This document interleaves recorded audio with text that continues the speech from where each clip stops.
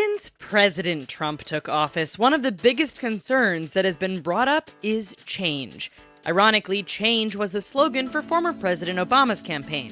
While some changes may affect you more than others, here are some changes that have left us wondering, what's the point? Here are some unnecessary things President Trump is changing in the White House. If you haven't subscribed to our channel yet, make that change now by clicking on that red subscribe button as well as that gray bell to turn on the notifications. Portrait. President Trump can't seem to stay out of controversy even when he goes along with tradition. With each new president, the newly elected leader of the free world can choose a portrait of a president to hang in the Oval Office for inspiration and remembrance. Obama had a portrait of Abraham Lincoln hanging while he was president. Who did Trump pick? Andrew Jackson. While on the surface, having a portrait of the 7th president may seem harmless enough, however, Jackson was the president that signed the Indian Removal Act that resulted in the Trail of Tears. He was also a slave owner and opposed the idea of a national banking system. Of course, Trump's choice for the presidential portrait, painted by Ralph Eliezer Whiteside Earl, brought upon a load of controversy for the 45th president. Trump said he chose Jackson because he was an amazing figure in American history and that he was very unique in so many ways. Jackson did have positive aspects to his military career by serving in both the Revolutionary War and the War of 1812. His political career was also about serving the common man. But when you factor in the Indian Removal Act and his slave ownership, it puts a bit of a damper on his accomplishments. Glam room. Glam rooms are becoming the latest craze, with the trend first taking off thanks to the Kardashians. If you don't know what a glam room is, it is pretty much a room where you get your hair and makeup done. In other words, it's a room where you can get glammed up, so to speak. As soon as President Trump won the election, First Lady Melania announced that she was getting a glam room, and the rabble of opposers became loud and clear. In this glam room, she will spend over an hour every day with her makeup artist and beauty team to ensure that she looks her best every time she steps out into the public eye. She most likely had a glam room in Trump Tower, so she's bringing a taste of home to the White House. The First Lady is a former model and greatly values looking her best all the time. For her to get a room completely dedicated to hair, makeup, wardrobe, and other beauty needs may come across as superficial. While the glam room may come across as unnecessary, most First Ladies do have a team of people to help them look good every day anyway. Melania just designated a room for the action to happen in. Drapes. Most of us know that President Trump has a Midas touch, so to speak. If you've ever looked at Trump's residence in New York City and his personal plane, you'll know that the man loves gold. Any chance he can get to adorn his space with gold, he takes it. Trump has always been a man who loves to show off his wealth.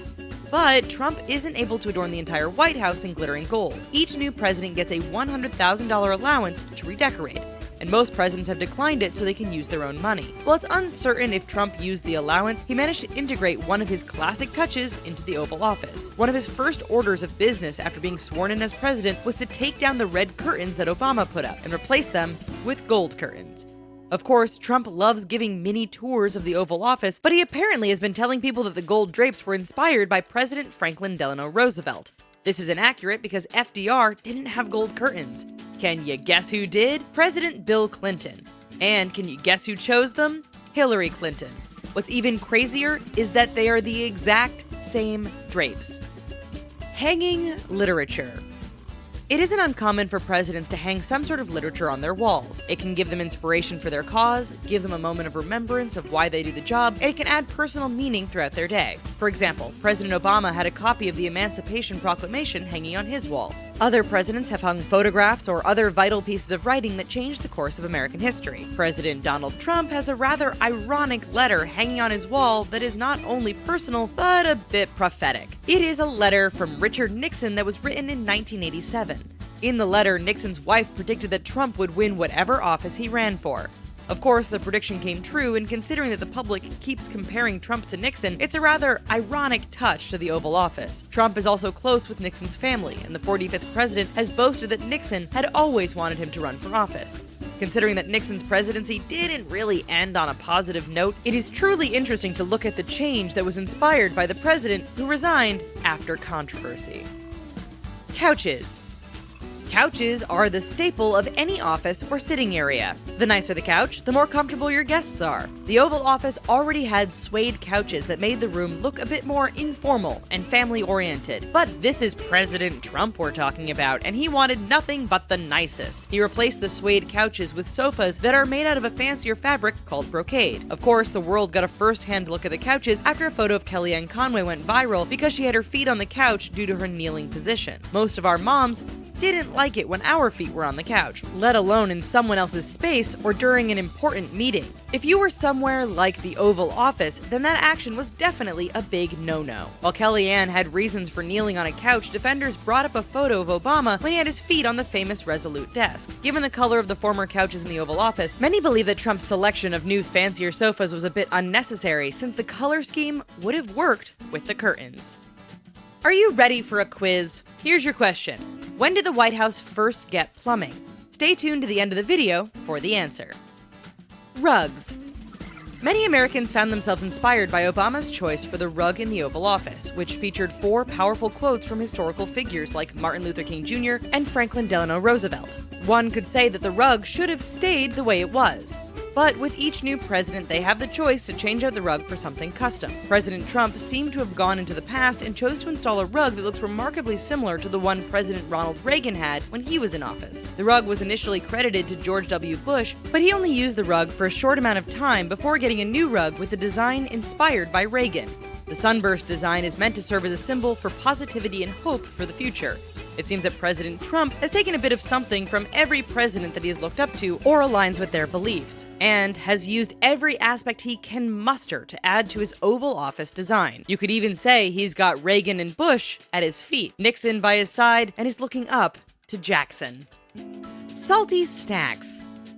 We all have our favorite snack food. Some of us prefer sweet, while others may prefer something salty. We all snack. It's a perfectly natural part of our daily habits. Even Obama was said to snack on almonds, and Bush was health conscious, so there were always healthy snacks on hand. Ronald Reagan loved jelly beans. Franklin D. Roosevelt was also partial to grilled cheese sandwiches. So what is President Trump's favorite salty snack? Lay's potato chips. The company's slogan is "You can't eat just one," but changing from healthy snacks to potato chips seems to be unnecessary because the president should be well taken care of so he can serve the American people. After a hard day of being president, it is completely natural to want to snack on some junk food. This change isn't a huge surprise, especially since Lay's was the snack food of choice that was stocked on Trump's plane. However, Trump himself has even said that being president is a workout because he has to walk long distances to get to different rooms where meetings are taking place.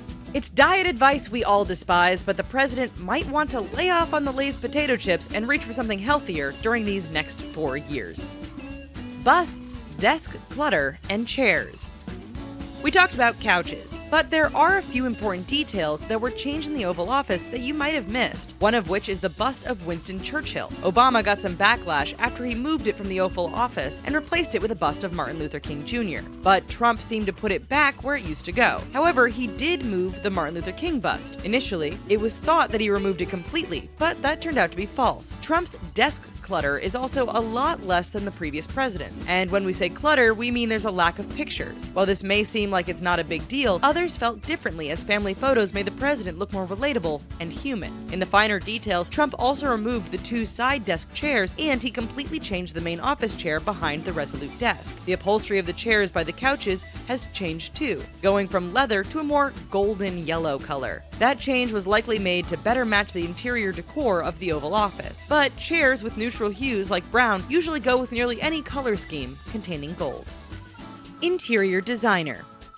Construction on the White House started in 1792 and John Adams moved in 1800. Then it was rebuilt after British troops set it on fire in 1814. With a building that old, renovations and changes need to happen if the structure is going to continue to stand. After the Obamas had the White House living quarters redecorated by Michael Smith, most people thought that's how the interior design would stay. In fact, the design was so well done that any changes would be seen as unnecessary. Not if Melania has anything to say about it. The First Lady has employed the help of Laotian American American designer Tham Kanalakam to take on the task. In contradiction to the Trump's usual flashy style, Melania has expressed a deep appreciation for the White House's history and wants to integrate her style within the original elegant design. While there are obvious naysayers to Melania's aspirations for redecoration, it seems that the new designs will be much more toned down than Trump Tower in New York City. So if you're anticipating the White House turning into the Gold House or the interior glittering in gold, you can rest easy, as the history of the White House will be respected and acknowledged. Staff changes. Making changes within an administration is expected and often necessary, but working as a staff member in the White House usually means you have potential longevity in the job regardless of who's in office. Remember Lee Daniels, the butler? It isn't uncommon to work for multiple presidents no matter what the political party in office may be. So when the White House, under President Trump's administration, decided to fire Angela Reed, there was obviously some commotion. Reed worked as the chief usher for the White House after she was appointed by President Barack Obama. She was the first woman to hold that position as well as the second African American. When asked about her termination, Reed said that it would be best if the White House explained. Apparently, Reed and the White House staff parted on good terms and they wish her the best. But Reed isn't the only one to lose her job during the Trump administration. In February 2017, 6 White House staffers were fired after failing their security clearance, some of which were even employed by Trump previously. It seems that working a long tenure at the White House may not be a possibility for a while. When did the White House first get plumbing? During John Quincy Adams' presidency, a garden pump with 9 spout holes was installed in the White House gardens. Water was first pumped into the White House while Andrew Jackson was president in 1833, and a bathing room was installed in 1834. President Franklin Pierce also got one of the first second-floor bathrooms during his term between 1853 and 1857.